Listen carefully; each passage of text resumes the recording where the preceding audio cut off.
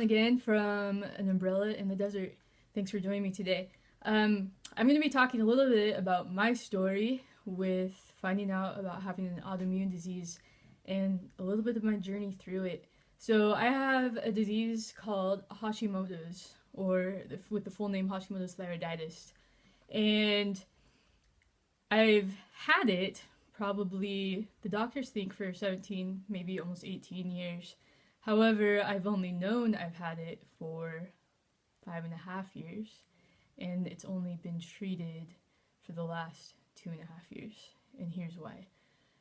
Backing up just a little bit, so I was born, kind of had a little bit of a traumatic birth, had a collapsed lung, a lot of issues there, but I was okay, and kept developing normally. At age 15 months, I contracted bacterial spinal meningitis, and nearly died. The doctors actually said about a 95% chance I would die from what my dad's told me.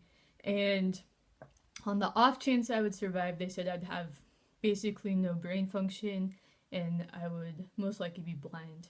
Now, for those of you who are not familiar with bacterial spinal meningitis, a lot of people who do survive, which in the young and the old, it can be very deadly.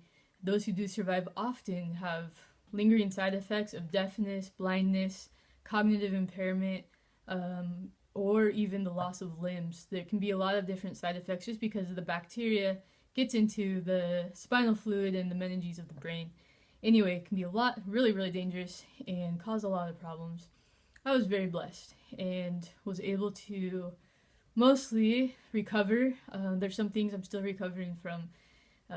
I was left almost blind, and in my early 20s, my doctor said I had 20/20 vision. Then age caught up and I got glasses.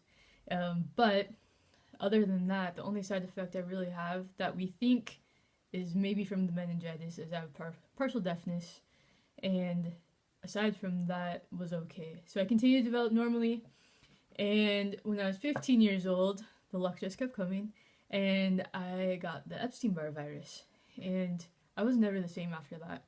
I loved sports. I played basketball. I loved basketball. And I was sick. I had no energy. I just wasn't myself anymore. I was battling depression as well. My parents were going through a divorce. There was a lot going on, and so I didn't realize at the time necessarily that a lot of it had been stemming because I got sick. So over the years, it continued. The fatigue continued. I started gaining a lot of weight, and initially just thought, well, becoming an adult, you're gonna gain some weight. But things continued to progress and got worse, and it was kind of mild in the progression at first, and then in my mid to late 20s, it got really bad. And I got a sinus infection, and it lasted for nearly 2 years. And had the thought one day to ask my doctor if it could any way be connected to my thyroid. And the doctor said yeah, and he ran me to the lab that day to do some testing. He came back and met with him a couple days later, I think, and at the time I was living in a rural area of Missouri. And I got the results back. You have hypothyroidism. And he said, but because of the conditions of how it came on, I want to do some further testing. I think you have an autoimmune disease. And I had no clue what he was talking about, and he had mentioned Hashimoto's, but I'd never heard of that word before, so I couldn't even remember it. He said, I need you to get to the lab before it closes today. And so I went and did further testing, and was left just having no clue what was going on. And I was getting sicker and sicker to the point where I was having to stay in bed a lot. I was gaining a lot of weight. At my sickest, I had gained about 70 pounds from when I first got sick as a teenager. And at this point, I was 27. And I get a phone call from a nurse a few days later. I remember we're driving in a truck, and I was in the back seat. And the nurse calls and says, your test came back positive for Hashimoto's. Click. And I had no clue what that was. I had no clue what that meant. And so, living in the rural area that we didn't have ready access to the internet, and so we went to a friend's house and looked it up, and of course it was all the doomsday stuff, like your heart could fail and you could die. And so I'm like, is is this serious? Is it treatable? Like, I don't know what's going on. And my appointment wasn't for a while, and they said, you actually need to go see an endocrinologist. And I think it was probably 3 weeks before I went to an endocrinologist. And they gave me levothyroxine and sent me on my way and said, you might start feeling better in a month or two. Your TSH levels are off. You should be feeling better after a month or two. And I was like, wow, that's a long time to wait. Needless to say, I didn't get better, and it kept getting worse. Came back to Arizona and went back to work as a full-time therapist again, and there were a number of things that had taken place throughout my life that had been like different traumatic events, and some more of those occurred as I was a therapist. It tends to happen when you work in behavioral health, and it got worse. And by the summer of 2014, I went down to part-time work. I couldn't work full-time anymore, and eventually had to quit. And at that point, I was bedridden for about a month, and I found a position, substitute teaching, with the company that I work for now. And it was nice because I could teach on days I felt up to it, and then other days didn't have to. And ended up student teaching, ended up becoming a full-time teacher, but in that process was getting sicker. And that next summer, it got to the point where I couldn't even eat solid foods anymore. I would throw up anytime I tried to eat. I was 70 pounds overweight. I couldn't walk up and down stairs without crying, basically, because all my joints hurt so bad. And I remember some nights, I'd heard this from somewhere, I don't even know where. There's like, if you're in a lot of pain, talking to people with chronic pain, if you're in a lot of pain, just focus on the part of your body that doesn't hurt, and it will help take your mind off of the parts that do hurt. Well, I remember trying that, and I remember realizing that there wasn't a part of me that didn't hurt. My pinky toe hurt, my teeth hurt, all my joints hurt, my muscles hurt. I had so much inflammation, and I remember just like looking in the mirror, and I didn't even know where I was anymore. I didn't look like me. There was so much inflammation and swelling and redness, and I was depressed, and I was so sick, and I couldn't eat.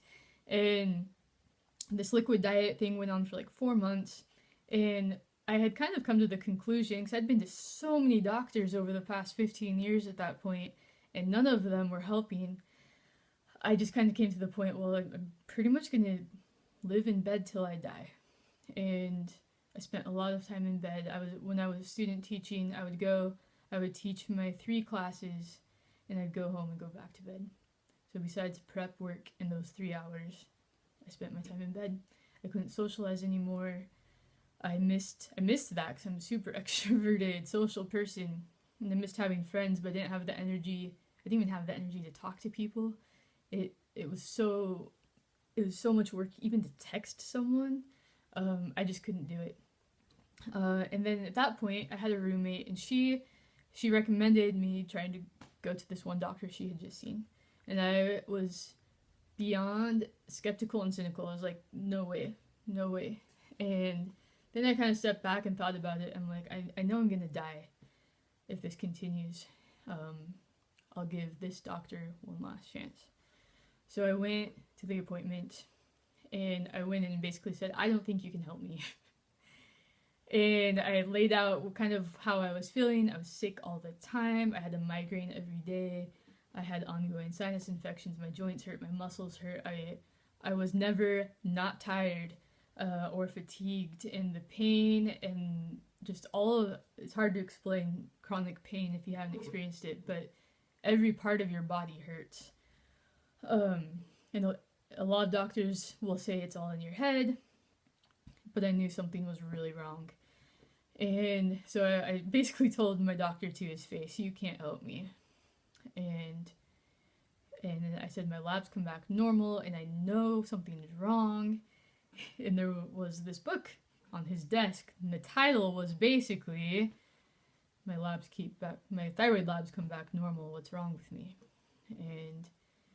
And he said, no, we can help you.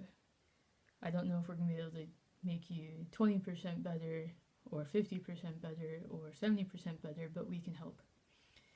And he explained to me this whole body approach. He's like, it can't just be like medicine, you know, there's the mind, the spirit, the body, and there's 6 different areas he talked about, a whole body approach. And I was introduced for the first time to functional medicine. And over the last 2.5 years, I've worked closely with that treatment team, and my life was not only saved, but it was changed forever. When I first went in, the blood test came back. They tested everything they could test, and they're like, your GI tract has been wiped. No villi lining your GI tract anymore. That's why you can't digest or absorb food. And my kidneys and my liver were shutting down. My adrenal glands were shot. My brain was slowing down. I couldn't think. I had brain fog all the time. It was so hard to process. Even when I was teaching, a lot of times I didn't even know what I was talking about.